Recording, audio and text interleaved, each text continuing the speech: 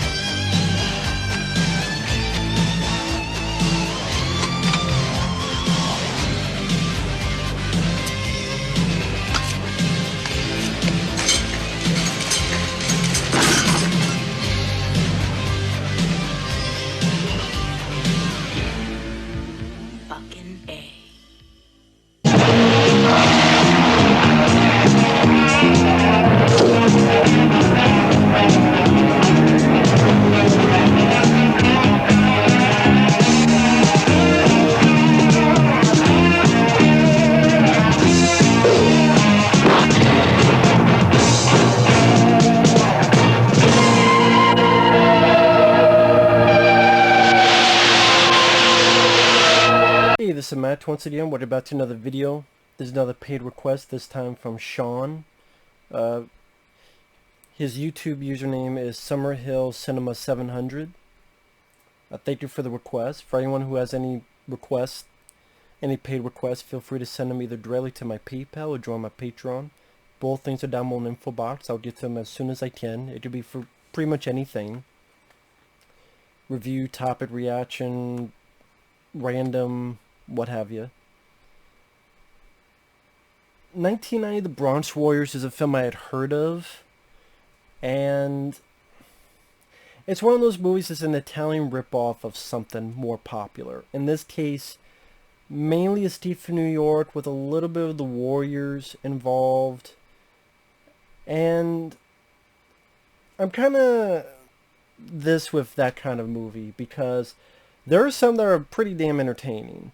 For example, there's a film called Strike Commando with Red Brown, which is very entertaining ripoff of Rambo films, a little bit of Mad Max Beyond Thunderdome, a little bit, but that one is pretty entertaining. Red Brown yelling, ah, just shooting everything, and you know there are times that you laugh at because it's so bad, but it's a very fun, a lot of times bad, but highly entertaining movie. This, I guess is okay, depending how you are with Italian type of movies and post-apocalyptic movies. Because the idea of the film, the story, is this rich young girl, she runs away because she's going to be the heir to this corporation that's into arms dealing, and she doesn't want to be a part of that. So she runs away to the Bronx. Now at this point, the Bronx is no man's land, and it's a future where the Bronx has been isolated, which is funny because early on you see the girl running on the bridge, and right next to her is just normal traffic going, you know, back and forth right to her side on the bridge. And because of the low budget, there's a lot of times you will see New York, and New York just looks normal. So it doesn't really give you any much of the post-apocalyptic feel compared to Escape from New York.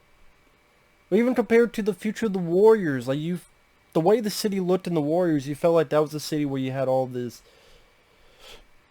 hundreds of people involved with gangs.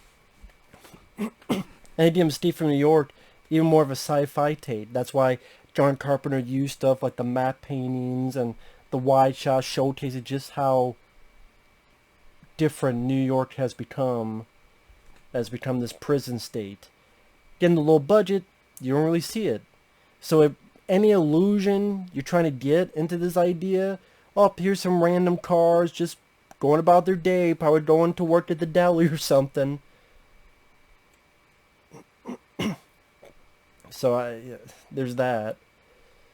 So she's about ready to be attacked by this group who wear hockey gear.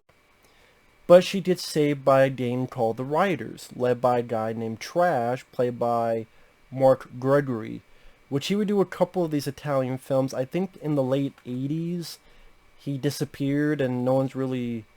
I don't know if anyone's really heard from him again. Maybe. But,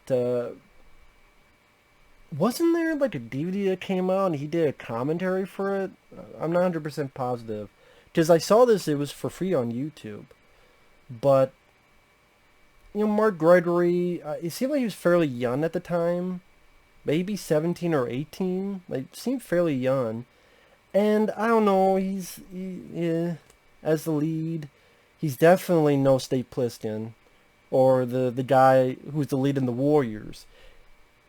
Now, maybe because of the dubbing they had to do afterward, maybe that's a part of it, but it's not really the most intimidating figure. It doesn't have the most it factor for a lead in this kind of movie, so... But I've seen much worse, too. Quickly, the girl falls in love with him, saying lines like, "I feel safe with you, Trash." Which did make me laugh because of the fact that Carrie's name is Trash, so literally the girl's like, "I feel so safe with you, Trash." Yeah, you and Oscar the Grouch. Love you, Trash. So other people in the film, you have Vic Morrow. This is before his tragic accident in Twilight Zone the movie. He plays the guy hired by the corporation to find this girl. His nickname is the Hammer, and he's pretty much our main villain in the piece. There's a point that he disguises himself in a postman uniform, comes in, and like shoots a few people because he has a shotgun in this package. Vic Morrow, strangely enough, he is dubbed. It's not his voice. So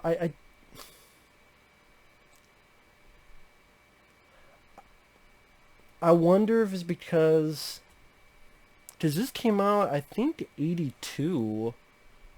That's around the time Twilight Zone the movie came out and had the accident. So I don't know if it was one of those things like maybe they wanted him to come back and do his own voice for the dub.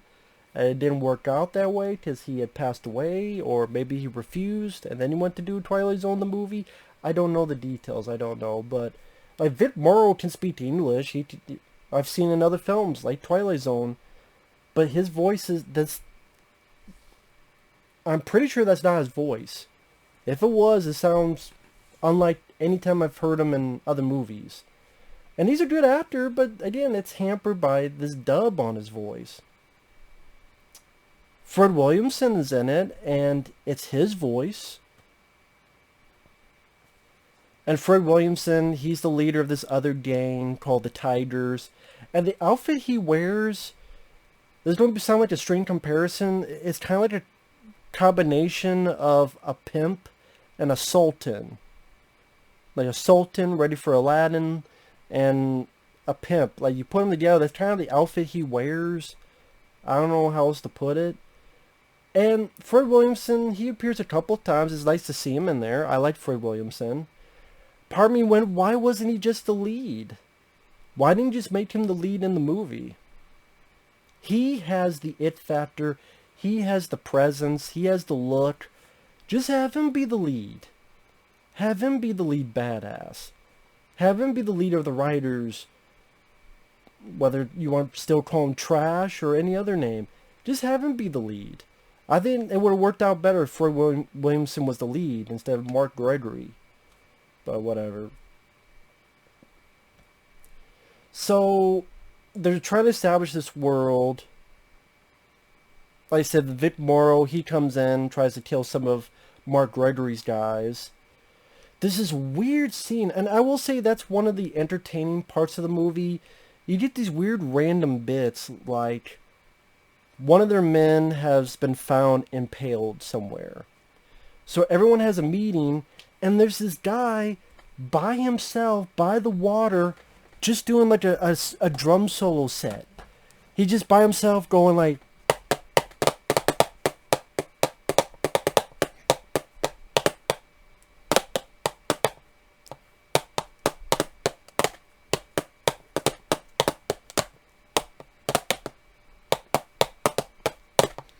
I'm like, what the fuck?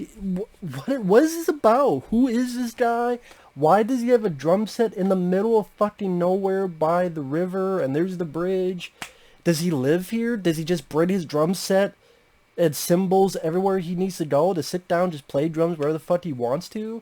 Is this a thing like if you find a dead body, is this the alarm system? We need an alarm system. I found a dead body. I could use, no, I'm going to use my drum set. I'm going to use my drum set and be... Hey, there's a dead body.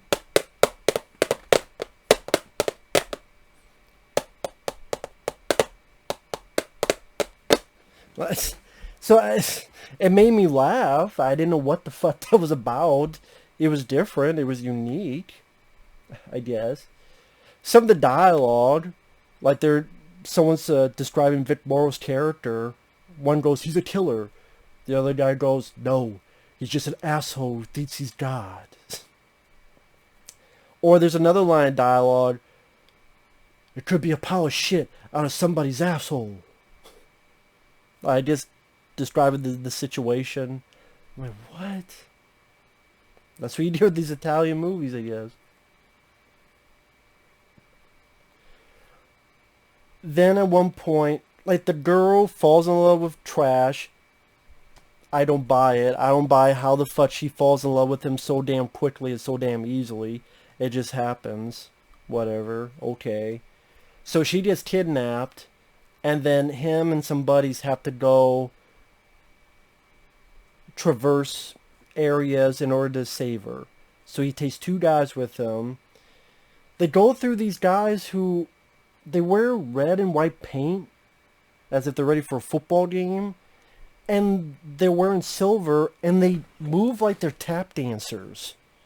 And they beat our Danes' asses, beats their asses, and like the lady's like, I know you, Trash. Okay, let him through, because we have a history together. So, great, our characters got their asses beat by a bunch of silver-wearing tap dancers with the type of makeup that if their football team wins or loses, they're still going to riot and fuck up the entire city. Maybe that's how this became to be. Maybe they're part of this football team. They won a game, and that's how the city got fucked up, and the Bronx is now... I don't know, maybe. I've seen crazier things. So then they go kind of underground, and then I believe these guys are called the zombies. They wear rags. They got this dust white powder on them. They take one of the guys. The fighting is there. It's very stiff choreography. You know, if you're looking for... I mean, even the choreography in Stephen New York is more smooth than this. And that's the thing, when you watch films like this, yes, it's more low budget, it's more of the rip-off quality. It just made me go... It made me want to rewatch Stephen New York. Or The Warriors. But I know there's a lot of people that love films of this nature. You know, the guy meets Fred Williamson. They find out that Vic Morrow is playing both sides, trying to turn the Danes against each other. Gets Fred Williamson's help. They fuck up some of the dwellers, the zombies, as they're called. Fred Williamson gets to use a little bit of his kung fu. They kick some ass. He has a lady who uses a whip and has these blades on her knuckles. They go to this guy who's holding the girl, and I swear the guy... You remember The Last Dragon? Remember Sho'nuff? the bad guy, the way he dressed. I swear to God, he dresses the exact same way as Shonuff. I swear, with the outfit, even the way the hair is. I'm like, is this an Italian Shonuff? Is this an Italian version of him? Like, he wears almost the same outfit. And then Fred Williamson fights him. I'm like, Fred Williamson, in the small bits he's in it, he's more badass than our lead character. I really do feel that way. Because Mark Gregory, he's not the best. His voice, the dub, whatever, just isn't the best. His fighting is fairly stiff. Fred Williamson, he's a bit more fun with the fighting, and he just has more of that badass persona. I'd rather follow this guy than Trash. Fuck Trash. In essence, do you give a fuck about Trash? He's trash. He belongs in the trash. Let me follow Fred Williamson. Watch him kick some more ass. Why can't the movie be about him? And he's gotta go save the whip lady. And then they both kicked everybody's ass. Him and the whip lady. But Fred Williamson fights him. And so before I get into more spoilers, there's some fun oddities, like Trash's Day and the Riders. They have these motorcycles, and then they have these skulls, but they're lit up skulls. And that's an interesting thing to have in front of their motorcycles. I did an interesting where Vic Morrow pretended to be a postman, gun in his package, killing some people. I mentioned the few different other types of gangs. A little bit of action thrown in there. The guy doing a drum solo. That was a very weird, offbeat, what the fuck moment. The few times you see people get shot, you get some nice blood squibs. I remember someone asked me what a squib was. So for those who don't know what a squib is, back in the day, they would actually take these little explosive type of things and put it under there. Put like a padding so you don't get hurt too much. And then with a charge, and then you put like a little pack of fake blood, so it makes it look like you got shot. That's what they used to do back in the day. Even a low budget film like this could do it, but big budget films can't. So I don't understand that at all. So yeah, if you like Escape from New York ripoffs and you like the Italian ripoff type of movies, maybe you get some fun out of this. I would say the ending kind of made me go, on the movie, honestly. Like the rest of it, like, okay, whatever. It's not the worst movie I've seen. There's some goofy charm to be had. Again, they don't have the budget to really showcase New York as apocalyptic, but spoiler alert on the finale, spoilers. Fred Williamson kills the Shonuff looking motherfucker. The lead guy, Mark Gregory, fights this traitor guy who fucked over, gave his position, gave him up. The guy gets impaled, decent effect. Everything seemed fine. They rescue the lady.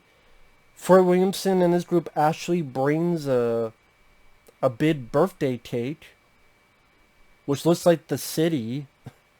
It's a weird cake. It says happy birthday to the girl. Her name is Anne. That's how I remember it. Just happy birthday, Anne. Then Vic Morrow comes in with his cops, all with flamethrowers, pretty much kill everybody, except Mark Gregory. Granted, Fred Williamson and the Whip Girl put up a little bit of a fight. But Fred Williamson, it's like, well, if I gotta die, I'm gonna die my own way. So he gets shot like 4 times, but he's still able to sit down and put a cigar. And I guess he gets a flamethrower to him. But then when you cut, it's just still him smoking the cigarette like this. The cigar, and you see just fire here in front. So I guess he got burned. But, you know, the Fred Williamson way. It'll look cool while I'm doing it. And the Whip Girl beats some ass, but then she gets killed. The girl that they were saving the whole time she takes the bullet from Mark Gregory, so she gets killed. And most of those cops don't get her comeuppance, except Vic Morrow. Because then Mark Gregory, of course, is pissed, because everybody else is dead. So he gets like a harpoon gun, shoots Vic Morrow, drags him down, ties him to the bike. Our lead is dragging Vic Morrow on his bike, and then it ends. I'm like, that's kind of an abrupt ending. Not even a final kill on Vic Morrow or final words, final say on the matter. Just, I guess he's just going to keep dragging that body wherever he goes. I don't know. And then just made me go, wow, this whole plot was almost pointless. Like, what was the point? Meet this girl who's running away. This whole point to save her, and then 5 minutes later she gets killed, and then for Williamson the other people get killed. It just, what was the whole, it just felt like, what was accomplished? What was accomplished? I just, to show the day in the life of the people that live in the Bronx. Most of those cops got away, flamethrowing everybody. It's just kind of a bummer of an ending. Granted, Vic Morrow gets killed. The lead guy drives away, you know, dragging the motherfucker that he killed. But again, the ending, I'm like, wait, that's the ending? It just seemed abrupt. I don't know, it just kind of put a damper on the proceedings for me. Just put it like a, Just wasn't bait on it. Just wasn't bait on it. I don't know, I just... But if you had this big over-the-top ending where for William, like they get the flamethrower, that's what I was waiting for. I was waiting for the characters to get the flamethrowers from the cops and then start having a flamethrower marathon, a flamethrower massacre on these bad cops. Okay, that would have been fun. Fred Williamson and, you know, these guys get the flamethrowers. That'd be pretty cool. In fact, you could have Mark Gregory stab and pull him down, and maybe for Fred Williamson or even the girl, or switch it up. Fred Williamson harpoons him, and then Mark Gregory flamethrowers him, and big death, where your bad guy's on fire, burns to death, a big blaze. But no, that's not the case here. So I wasn't really a big fan of the film. It was nothing I ranting about. Like I said, some of the oddities, the eccentric stuff was fun to watch. The choreography was a bit stiff. Maybe some alright fun from that. The music, not too bad if you like those Italian type of scores that you see a lot of these movies. Always cool to see Fred Williamson. But yeah, the movie itself, it was meh. Kind of a meh movie. So-so movie. It didn't really do a whole lot for me. It was there. That's the best way I could put it. I'm sorry. It was there. So, with that said, thanks for watching. Take care. We'll see you guys later. Bye-bye.